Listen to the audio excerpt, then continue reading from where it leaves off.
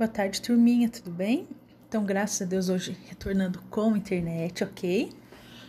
A atividade que nós faremos hoje terá início na página 24, que é o que estava programado para ontem, certo? Lembrando, pessoal, como eu disse para vocês, as páginas que nós não conseguimos ver durante a aula, elas ficarão como tarefa, certo? Como foi o caso da página 22. Então, eu deixei no Classroom, eu postei também a correção, vou pedir para que vocês olhem depois a correção lá, verifiquem o material que vocês colocaram. Assim, não precisa estar exatamente como eu coloquei, tem que estar no mesmo sentido, certo? Então, eu fiz a postagem da correção da página 22 e da página 23 para vocês lá. A atividade de hoje é a seguinte: nós falaremos sobre as chuvas, a temperatura e os fenômenos meteorológicos, ok? Vamos começar. Nossa, que bela imagem, Maria! Você já viu neve? Não, Beto, mas adoraria ver e sentir. Eu também gostaria. Eu já vi geada e chuva de granizo. Agora fiquei curioso. Por que ocorrem esses fenômenos meteorológicos? Podemos presenciar uma grande diversidade de fenômenos meteorológicos ou vê-los noticiados pelos meios de comunicação mais importantes, como a TV, o rádio e a internet. Alguns deles são muito comuns, como as chuvas, enquanto outros ocorrem com menos frequência ou, dependendo da localidade, são muito raros ou mesmo impossíveis de acontecer, como a neve. Quando as temperaturas estão muito baixas, alguns desses eventos naturais nos encantam por sua beleza e também despertam nosso interesse em saber como a neve, a geada e o granizo se formam. Eles são diferentes uns dos outros. São diferentes em quê? Neve. Neve é um fenômeno que ocorre quando as nuvens estão em temperatura abaixo de 0 graus Celsius. O vapor da água se condensa, formando cristais de gelo. Esse fenômeno meteorológico acontece nas nuvens quando o vapor de água se transforma em cristais de gelo a elevadas altitudes. A geada é um fenômeno que ocorre quando a temperatura está também abaixo de 0 graus Celsius. O vapor da água que está no ar passa do estado gasoso direto para o estado sólido, sem passar pelo estado líquido. A diferença entre a neve e geada é o fato de a neve ocorrer nas nuvens em altitudes elevadas e a geada ser formada no chão, solo, quando o vapor de água próximo ao solo se congela, acumulando-se em plantas e objetos no ambiente. Granizo é um tipo de precipitação atmosférica responsável pela queda de gelo em pedaços que apresentam formas irregulares e tamanhos geralmente superiores a 5 milímetros. Normalmente, o granizo cai em conjunto com a chuva. A diferença entre neve e granizo é a seguinte: a neve é formada a uma temperatura de menos 1 grau Celsius, provocando a cristalização lenta da água. O granizo tem congelamento mais rápido, o que leva à formação de pedras de gelo. Então, nós temos aí as imagens, certo, pessoal, do granizo, na página 26. E qual que é a atividade proposta de hoje? Diálogo com texto. Além das chuvas, quais outros fenômenos meteorológicos podem ser considerados comuns, mesmo não sendo tão frequentes? Que mais, gente? São esses itens, pessoal, que nós acabamos de ver, certo? Esses 3 itens que nós acabamos de ver, certo? Além da chuva, tem esses outros fenômenos, ok? Aqui depois nós temos no item 2, o que nos impede de ver a neve na maioria dos estados brasileiros. Então, pessoal, vocês têm que prestar atenção nessa parte que fala como é que funciona esse congelamento. Nós somos um país tropical, isso é comum. Por que será que acontece isso? Porque como é um país tropical, será que isso pode acontecer? Será que não? Com certeza surgirão dúvidas nessa questão, mas a gente vai fazer junto durante a aula, tá bom? Depois, pessoal, nós temos aqui a atividade na página 28, ok? O que a água tem a ver com a economia? Então, isso que nós vamos analisar agora.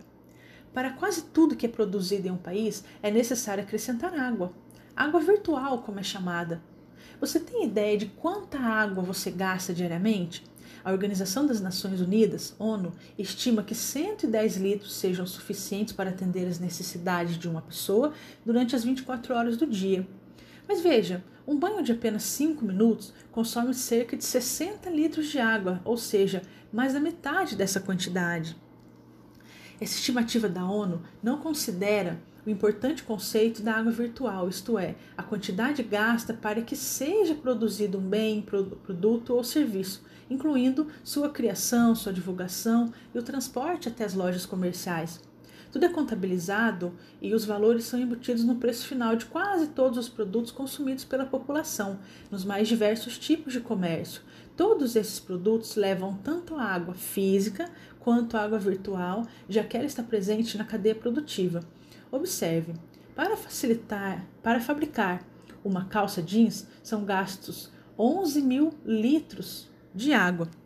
Então, pessoal, esse conceito de água virtual não é somente o conceito que nós utilizamos da água em si, do que nós precisamos para tomar banho, água que é utilizada para lavar as louças, roupas e tudo mais. É água também que é utilizada na fabricação dos produtos que nós utilizamos, ok? Depois nós temos aqui na página 29. Para produzir 1 quilo de manteiga são necessários 18 mil litros de água. Para produzir 1 quilo de pão são necessários 1.600 litros de água. Uma camiseta de algodão consome 2.700 litros de água. 1 quilo de carne de boi, para 1 quilo de carne de boi, gastam-se 15.500 litros de água.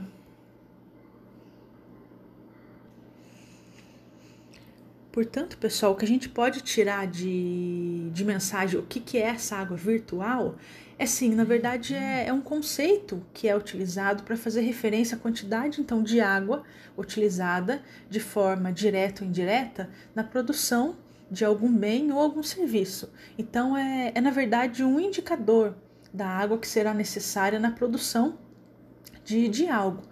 Então, esse conceito, essa ideia não faz referência só à água que a gente utiliza no nosso dia a dia, para a gente beber, para tomar banho, lavar roupa e tudo mais. Esses cálculos, esses dados dessa água virtual, eles são importantes porque através deles é possível verificar o impacto ambiental que isso pode provocar, os custos da fabricação desse bem e do serviço. Então, é um jeito também da gente tentar reduzir o consumo de água nesses processos produtivos.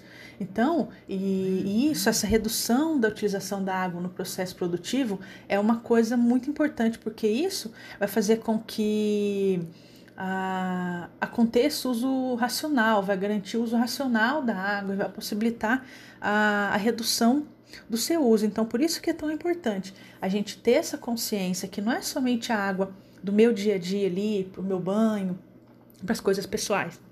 Que todos os itens que eu utilizo, a água, ela está nesse processo produtivo. E como vocês viram aí, não é pouca água que é utilizada.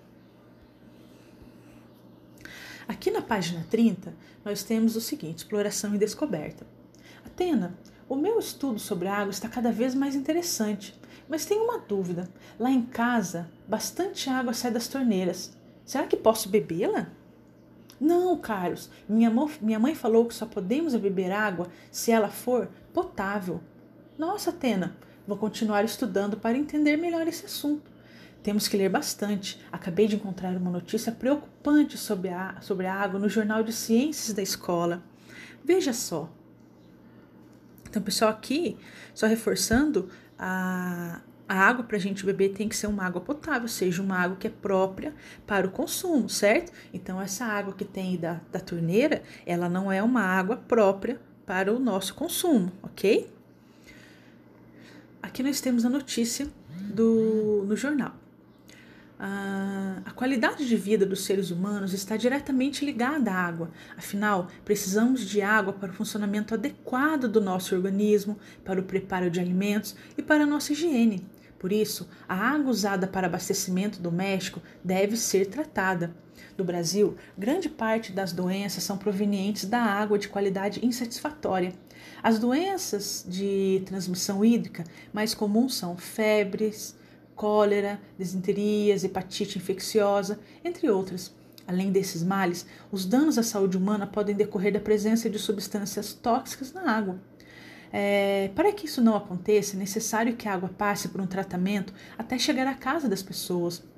As doenças transmitidas pela água são responsáveis por mais da metade das internações hospitalares no Brasil e por quase a metade das mortes de crianças de até 1 ano de idade.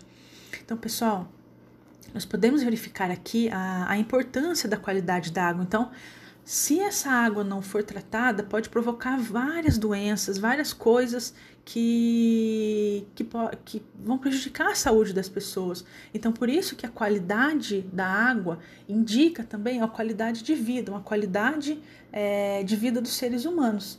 Então, não tem como ter uma qualidade de vida com uma água que não foi tratada, uma água de má qualidade, ok? Lembrando que essa água tratada que a gente fala, que ela tem que chegar para a gente tratada, para que a gente possa utilizar ali nos alimentos e tudo mais, certo? Água para que a gente possa tomar o banho, porque sem a higiene também a gente não tem saúde, ok? Então, qual que é a atividade aqui, ó? Agora é com você. Você já parou para pensar em quantas vezes usa água por dia? Desenhe 4 atividades que você realiza durante o dia usando a água.